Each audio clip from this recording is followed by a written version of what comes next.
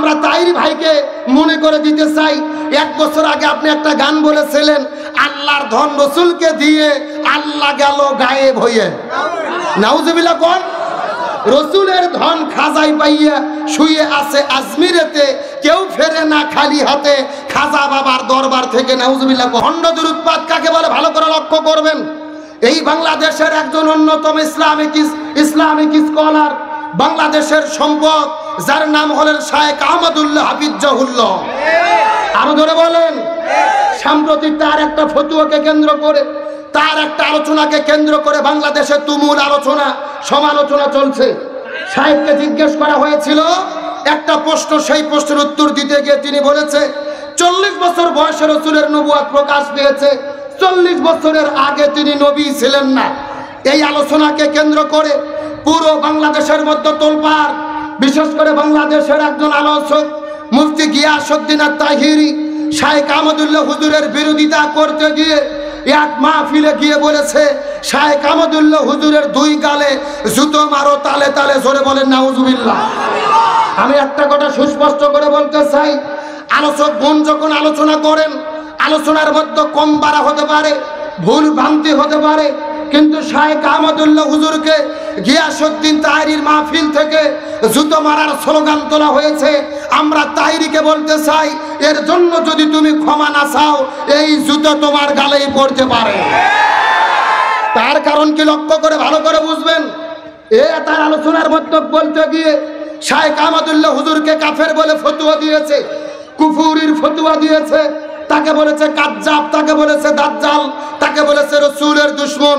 খুব ভালো করে বুঝবেন, শায়েখ আহমদুল্লাহ হুজুর নবী নয়, রসুল নয়, ফেরেশতা নয়। আলোচনায় ভুল হতে পারে, আপনি ভুলের সমালোচনা করেন, দলিল দিয়ে কথা বলেন, কিন্তু তাকে আপনি কাজ্জাব বলবেন, দাজ্জাল বলবেন, 48 ঘন্টার আলটিমেটাম দেবেন, 24 ঘন্টার আলটিমেটাম দেবেন, তার বিরুদ্ধে মামলা দেবেন, এটা বাংলাদেশের মুসলমানরা সহ্য করতে পারবে না। শায়েখ আহমদুল্লাহ হুজুরের একটা ফতুয়াকে কেন্দ্র করে, আলোচনাকে কেন্দ্র করে আপনি মামলা করতে যাচ্ছেন।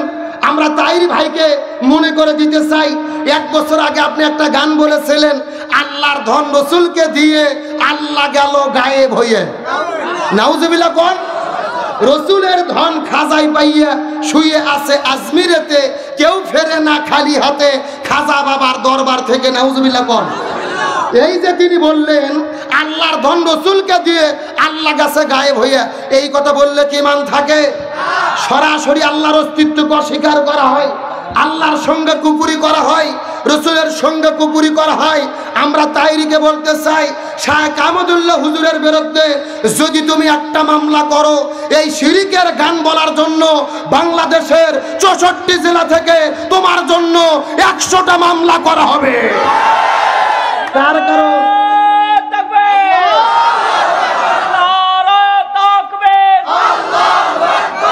ইসলামের দুশমনেরা হুঁশিয়ার সাবধান।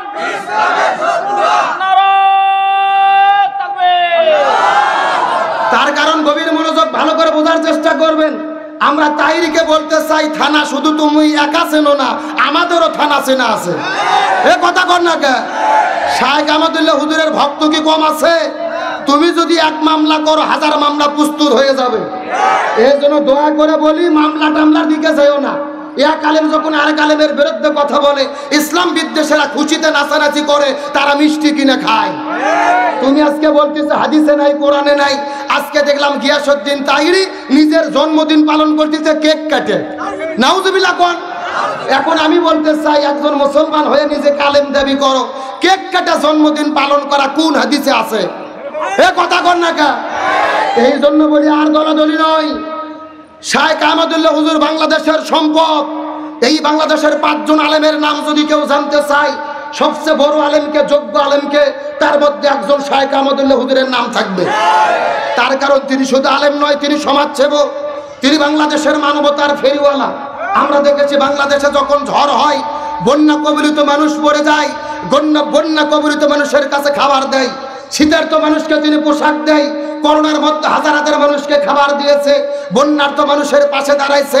তার মানে বোঝা গেল শায়েখ আহমদুল্লাহ বাংলাদেশের মানুষের সম্পদ। সুতরাং একটা কথা সুস্পষ্ট করে বলবো, তাইরি ভাইয়ের সঙ্গে আজকেও আমার কথা হয়েছে, মাহফিল আসার সময়ও তার সঙ্গে কথা বলেছি, ভিডিও ফোনে তাকে আমি বারবার মেসেজ দিয়েছি, যা করেছো করেছো, তুমি ঠান্ডা হয়ে যাও, আর অতি বাড়াবাড়ি করো না। বাড়া ভালো, কিন্তু বেশি বাড়া। আমরা সুস্পষ্ট করে বলতে চাই, রসুল 40 বছর বয়সের আগে নবী ছিলেন না, এই কথা শাইখ আহমদুল্লাহ হুজুর বলেছে। এই কথার বিরুদ্ধে তিনি ভুল ধরেছে। ভুল তুমি ধরতে পারো, দলিল দিয়ে কথা বলতে পারো, তার কারণ আমাদের সুস্পষ্টভাবে বুঝতে হবে রসুলের জীবনের নবুয়ত প্রকাশ পাইছে 40 বছর বয়সে, কথা সত্য, কিন্তু রসুলের নবুয়ত কখন থেকে শুরু? এক সাহাবী জিজ্ঞেস করে বলতেছি, ইয়া রাসূলুল্লাহ, তিরমিজি শরীফের হাদিস 3609 নম্বর হাদিস। এক সাহাবী জিজ্ঞেস করলেন, ইয়া রাসূলুল্লাহ, আপনি কখন থেকে নবী? রসুল বলেন, কুনতু নবিয়ান ওয়া আদামা বাইনার রূহ ওয়াল জাসাদ। যখন আদমের দেহ ছিল এক জায়গায়, রূহ ছিল এক জায়গায়, আদমের দেহটা মাটিতে গড়াগড়ি খাচ্ছিল, তখন থেকে আমি নবী। সুবহানাল্লাহ বলেন। তার মানে বোঝা গেল আমার নবী নবী হিসেবে নির্ধারিত হয়েছে আদম নবীর সৃষ্টির আগে, কিন্তু নবী হিসেবে প্রকাশ পাইছে 40 বছর বয়সে। নবুয়ত নির্ধারণ হওয়া আর প্রকাশিত হওয়া এক জিনিস নয়। কথা বলে না কেন? ব্যাখ্যাটা ভালো করে বুঝতে হবে। সুতরাং তাইরিকে বলতে চাই, যা করেছো থেমে যাও, আর লাপালাপি করো না। আর আমি মনে করি একটা কথা নিরপেক্ষ ভাবে বাংলাদেশে চলমান যে বিতর্ক চলতেছে, শাইখ আহমদুল্লাহ হুজুর তাইরির সঙ্গে বসার দরকার নাই, ওর সঙ্গে ডিবেট করার দরকার নাই। 5 সেকেন্ডের বক্তব্যে এই সমস্যার সমাধান হতে পারে। শাইখ যদি শুধু নিজে নিজে লাইভে এসে বলে 40 বছর বয়সে নবুয়ত নবী পেয়েছে, প্রকাশ পেয়েছে, আমি এটাই বুঝেছি, এটা বলেই তো সমাধান হয়ে যায়, এটা বললে ভালো হবে, আর বিভ্রান্ত হবে না। অনেকেই বলতেছে না, তাইরির কথার জবাব দেওয়া যাবে না, কুকুরের কাম কুকুর করেছে, কামড় দিয়েছে পাই, তাই বলে কুকুরের পায়ে কি মানুষের কামড়ানো শোভা পায়? এটা সকলের দাবি, কিন্তু আমি বলবো না। একটা কথা বলার কারণে কুকুরের যদি কামড়ানো বন্ধ হয়, হইচই বন্ধ হয়, তাহলে কথাটা বলা দরকার। কথা কর না কে? আমরা আর দলাদলি চাই না। আমরা সকল আলেম যদি একদল হতে না পারি, এই বাংলাদেশে মুসলমানদের আরো 12টা বাজবে। কিন্তু আমাদের জন্য দুর্ভাগ্য, বাংলাদেশের আলেমরা আমরা একদল হতে পারিনি। আজকে দেখলাম গত 3 দিন আগে আদালতে, এই যে আমার প্রিয় ভাই হারুনুর রশিদ আছেন, সবসময় মুফতি আমির হামজা ভাইয়ের সঙ্গে থাকেন, কুষ্টিয়া ভার্সিটিতে তিনি পড়াশোনা করে, আদালতে একই চেয়ারে বসে আছে মুফতি আমির হামজা, মুফতি আলী হাসান ওসামা, তারপরে মুফতি মাহমুদুল হাসান গুনবি, একই চেয়ারে অসহায় হয়ে বসে আছে। আমি বলতে চাই, আদালতের বারান্দায় যাইয়ে যদি আমরা এক হতে পারি, আমরা ময়দানে কেন এক হতে পারলাম না? আমরা যদি ময়দানে এক হতে পারতাম, আমাদেরকে আদালতের বারান্দায় যাওয়া লাগতো না, আমাদেরকে কারাগারে বন্দী হওয়া লাগতো না।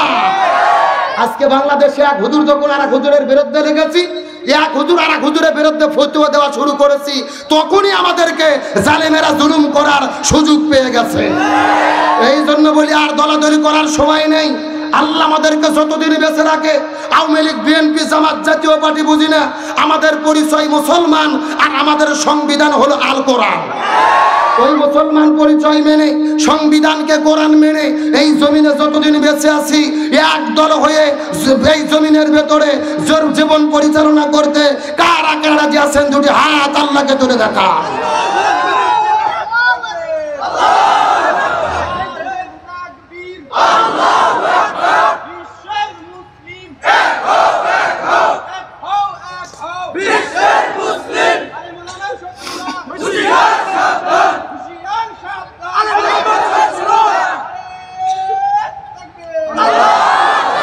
আল্লাহ কবুল করুক, বলেন আমিন। আপনাদের কি কষ্ট হয়? আলোচনা কি চলবে?